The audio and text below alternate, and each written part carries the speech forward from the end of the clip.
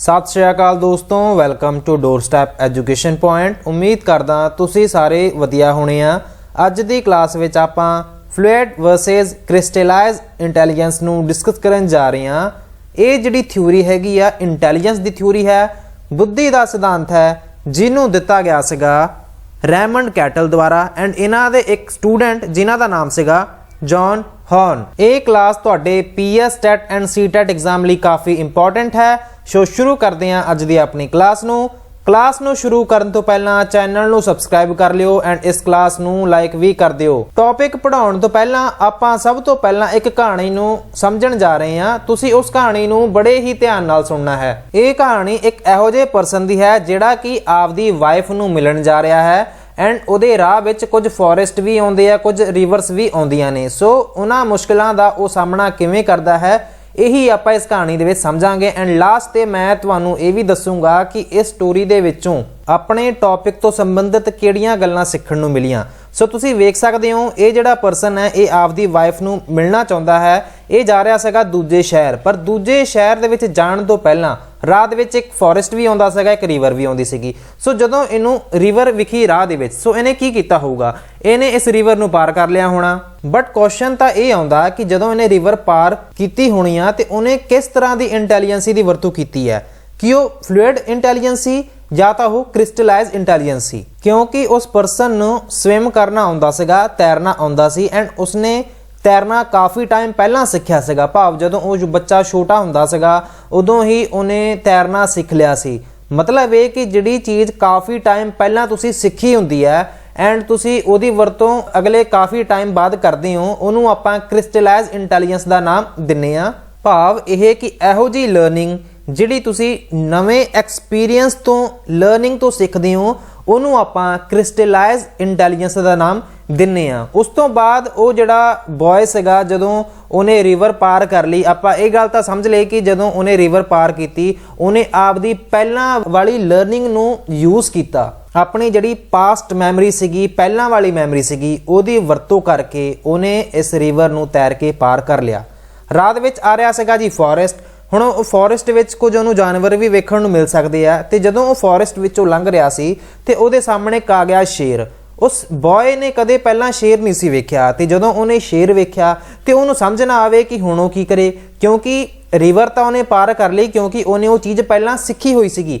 But इस time दे विच तां उन्होंने कुछ होर सोचना पैना सीगा, कोई होर जिहड़ा नवां तरीका हैगा उन्होंने वो मौके टाइम इंप्लीमेंट करना पैना सीगा। सो हुण वो सोच रहा कि मैं हुण इस शेर तो किवें बचां, क्योंकि इस तो पहला उन्हें कदे भी शेर का मुकाबला नहीं सी कीता। फिर अचानक ही उहदे दिमाग विच एक आइडिया आया, क्यों ना मैं किसी दरख्त वगैरह ते चढ़ जावां, क्योंकि उन्होंने पता सी जेकर मैं भज्जिया तो शेर की जिहड़ी स्पीड हैगी आ ये मेरे नालों काफ़ी ज़्यादा तेज़ है। सो इहने तो मैनू खा लेना। सो ये हुण की कर सकदा सी, या तो ये भज सकदा सी ते भज्जण दा कोई फायदा होना नहीं सी, शेर ने खा लेना सी। सो इन्हें सोचा कि मैं ना ये जिहड़े नाल जिहड़े विखदे दरख्त है मैं इन्हां ते चढ़ जाना। सो इन्हां ने की कीता, इन्हें भज के वो जिहड़ा दरख्त सीगा जिहड़ा कि इहदे कोल सी, ये दरख्त ते चढ़ गया ते दरख्त ते चढ़न तो बाद जिहड़ा शेर सीगा ये कुछ टाइम तां इहनूं ढीकदा रहा एंड ढीकण तो बाद जिहड़ा शेर सी उत्थों चला गया। शेर दे जाण तो बाद ये थल्ले उतरिया ते आपदी वाइफ नूं मिलण आपदे शहर चला गया। सो ਇੱਥੇ ਜਿਹੜੀ ਇਹਨੇ ਇੰਟੈਲੀਜੈਂਸੀ ਦੀ ਵਰਤੋਂ ਕੀਤੀ ਹੈ, मतलब कि ਇਹ ਜਿਹੜੀ ਚੀਜ਼ ਸੀਗੀ ਦਰਖਤ ਤੇ ਚੜਨ ਵਾਲੀ, बेशक ਉਹਨੂੰ ਦਰਖਤ ਤੇ ਚੜਨਾ ਪਹਿਲਾਂ ਆਉਂਦਾ ਸੀਗਾ, ਬਟ ਇੱਥੇ ਜਿਹੜਾ ਇਹਨੇ ਦਿਮਾਗ ਲਾਇਆ, ਜਿਹੜੀ ਇੰਟੈਲੀਜੈਂਸ ਇਹਨੇ ਯੂਜ਼ ਕੀਤੀ ਹੈ, ਇਹਨੂੰ ਆਪਾਂ ਫਲੂਇਡ ਇੰਟੈਲੀਜੈਂਸ ਦਾ ਨਾਮ ਦਿੰਨੇ ਆ, ਜਿਹਨੂੰ ਤੁਸੀਂ ਪੰਜਾਬੀ ਵਿੱਚ ਤਰਲ ਬੁੱਧੀ ਦਾ ਨਾਮ ਦਿੰਨੇ ਹੋ। ਸੋ ਇਹ ਸਟੋਰੀ ਤੁਹਾਨੂੰ ਸਮਝ ਲੱਗ ਗਈ ਹੋਣੀ ਆ। ਇਸ ਸਟੋਰੀ ਨੂੰ ਆਪਾਂ ਦੁਬਾਰਾ ਵੀ ਸਮਝ ਲਵਾਂਗੇ। ਪਹਿਲਾਂ ਆਪਾਂ ਇਹ ਵੇਖ ਲੈਂਦੇ ਆ ਕਿ ਜਿਹੜੀ ਥਿਊਰੀ ਦੀ ਆਪਾਂ ਗੱਲ ਕਰ ਰਹੇ ਸੀਗੇ, ਰੈਮੰਡ ਕੈਟਲ एंड जॉन हॉर्न की जिहड़ी थ्योरी सीगी, रैमंड कैटल द्वारा जिहड़ा फस्ट जिहड़ा फ्लूइड वर्सेस क्रिस्टलाइज इंटैलीजेंसी का जिहड़ा कंसैप्ट हैगा ये रैमंड कैटल द्वारा दिता गया सी। बाद विच इन्हां ने जॉन हॉर्न नाम का एक होर परसन सी जिहड़ा कि इन्हां दा ही स्टूडेंट हुंदा सी। रैमंड कैटल ने जॉन हॉर्न नाम के बच्चे की स्टूडेंट की हैल्प लई एंड इस तो बाद आपदी जिहड़ी थ्योरी हैगी है चंगे तरीके नाल लिखी सीगी। सो आपां किहदी गल कर रहे सीगे, फ्लूइड वर्सेस क्रिस्टलाइज इंटैलीजेंस दी।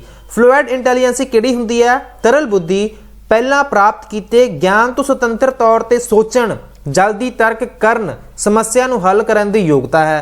हुण तुसीं वेख्या सी ना कि जिहड़ा वो बॉय सीगा वो अचानक ही दरख्त ते चढ़ गया, मतलब उहनूं मौके टाइम ये जिहड़ा रीजन करन दी जिहड़ी शक्ति हैगी है, जिहड़ी एबिलिटी हैगी आ, ਪਹਿਲਾਂ ਵਾਲੇ ਗਿਆਨ ਦਾ ਤਾਂ ਇਹਦੇ ਵਿੱਚ ਕੋਈ ਸੰਬੰਧ ਨਹੀਂ ਸੀ। ਮਤਲਬ ਕਿ ਸਿਚੁਏਸ਼ਨ ਦੇ ਵਿੱਚ ਜਦੋਂ ਕੋਈ ਪਰਸਨ ਐਜ਼ ਸੂਨ ਐਜ਼ ਪੋਸੀਬਲ ਛੇਤੀ ਤੋਂ ਛੇਤੀ ਆਪਦਾ ਦਿਮਾਗ ਲਗਾ ਕੇ ਕੋਈ ਲੌਜਿਕ ਲਗਾ ਕੇ ਕੋਈ ਕੰਮ ਕਰਦਾ ਹੈ ਉਹਨੂੰ ਆਪਾਂ ਫਲੂਇਡ ਇੰਟੈਲੀਜੈਂਸ ਦਾ ਨਾਮ ਦਿੰਨੇ ਆ।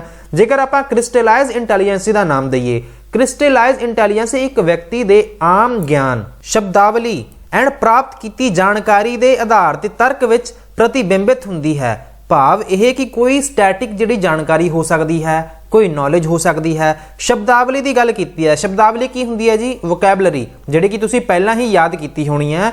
ਸੋ ਕ੍ਰਿਸਟਲਾਈਜ਼ ਇੰਟੈਲੀਜੈਂਸੀ ਦੇ ਵਿੱਚ ਮੇਨਲੀ ਗੱਲ ਕੀਤੀ ਜਾਂਦੀ ਹੈ ਸਟੈਟਿਕ ਗਿਆਨ ਦੀ, ਲਰਨਿੰਗ ਦੀ ਐਂਡ ਐਕਸਪੀਰੀਅੰਸ ਦੀ, ਕਿਉਂਕਿ ਜੋ ਕੁਝ ਤੁਸੀਂ ਪਹਿਲਾਂ ਸਿੱਖਿਆ ਹੋਣਾ ਹੈ ਉਹੀ ਜਿਹੜੀ ਅੱਗੇ ਤੁਸੀਂ ਫਿਊਚਰ ਵਿੱਚ ਇੰਪਲੀਮੈਂਟ ਕਰਦੇ ਹੋ ਉਹਨੂੰ ਆਪਾਂ ਕ੍ਰਿਸਟਲਾਈਜ਼ ਇੰਟੈਲੀਜੈਂਸ ਦਾ ਨਾਮ ਦਿੰਨੇ ਆ। ਜਿਵੇਂ ਕਿ ਉਹਨੇ ਤੈਰਨ ਵਾਲੀ ਜਿਹੜੀ ਗੱਲ ਸੀਗੀ, ਉਸ ਬॉय ਨੇ ਉਸ ਰਿਵਰ ਨੂੰ ਤੈਰ ਕੇ ਪਾਰ ਕਰ ਲਿਆ। ਮਤਲਬ ਇਹ ਕਿ ਉਹਨੇ ਪਹਿਲਾਂ ਤੈਰਨ ਵਾਲੀ ਜਿਹੜੀ ਪ੍ਰਕਿਰਿਆ ਹੈਗੀ ਆ, ਤੈਰਨ ਵਾਲੀ ਜਿਹੜੀ ਗੱਲ ਹੈਗੀ ਆ ਉਹ ਪਹਿਲਾਂ ਤੋਂ ਹੀ ਸਿੱਖ ਕੇ ਆਇਆ ਸੀ, ਕਾਫੀ ਟਾਈਮ ਤੋਂ ਪਹਿਲਾਂ ਜਦੋਂ ਉਹ ਛੋਟਾ ਹੁੰਦਾ ਹੋਣਾ ਬਚਪਨ ਦੇ ਵਿੱਚ। ਸੋ ਉਹਨੂੰ ਆਪਾਂ ਕ੍ਰਿਸਟਲਾਈਜ਼ ਇੰਟੈਲੀਜੈਂਸ ਦਾ ਨਾਮ ਦਿੰਨੇ ਆ। ਐਂਡ ਇਹਨਾਂ ਦੀਆਂ ਕੁਝ ਹੋਰ ਵੀ ਵਿਸ਼ੇਸ਼ਤਾਵਾਂ ਵੇਖਣ ਨੂੰ ਮਿਲਦੀਆਂ ਨੇ। ਕਿ ਫਲੂਇਡ ਤਾਂ ਹੋ ਗਿਆ ਜੀ ਮੌਕੇ ਟਾਈਮ ਜਦੋਂ ਤੁਸੀਂ ਦਿਮਾਗ ਵਗੈਰਾ ਲਗਾਉਂਦੇ ਹੋ, ਤੇ ਜਿਹੜੀ ਫਲੂਇਡ ਇੰਟੈਲੀਜੈਂਸ ਹੁੰਦੀ ਆ ਇਹ ਤੁਹਾਡੇ ਅਡਲਟਹੁੱਡ ਦੇ ਵਿੱਚ ਇਹ ਬਹੁਤ ਤੇਜ਼ੀ ਨਾਲ ਵੱਧਦੀ ਹੈ, ਬਟ ਉਸ ਤੋਂ ਬਾਅਦ ਇਹ ਘਟਣਾ ਸ਼ੁਰੂ ਹੋ ਜਾਂਦੀ ਹੈ। ਭਾਵ ਇਹ ਕਿ ਜਦੋਂ ਤੁਸੀਂ ਵੇਖਿਆ ਕਿ ਜਿਹੜੇ ਕਾਫੀ ਜ਼ਿਆਦਾ ਬਜ਼ੁਰਗ ਲੋਕ ਹੋ ਜਾਂਦੇ ਨੇ, ਮਤਲਬ ਉਹਨਾਂ ਦੀ ਜਿਹੜੀ ਬੁੱਧੀ ਹੈਗੀ ਆ ਫਲੂਇਡ ਇੰਟੈਲੀਜੈਂਸੀ ਇੰਨੇ ਵਧੀਆ ਤਰੀਕੇ ਨਾਲ ਕੰਮ ਨਹੀਂ ਕਰਦੀ। ਭਾਵ ਇਹ ਕਿ ਇੱਕ ਏਜ ਤੋਂ ਬਾਅਦ ਇਹ ਜਿਹੜੀ ਇੰਟੈਲੀਜੈਂਸੀ ਹੈਗੀ ਆ, ਕਿਹੜੀ ਇੰਟੈਲੀਜੈਂਸ? ਤਰਲ ਬੁੱਧੀ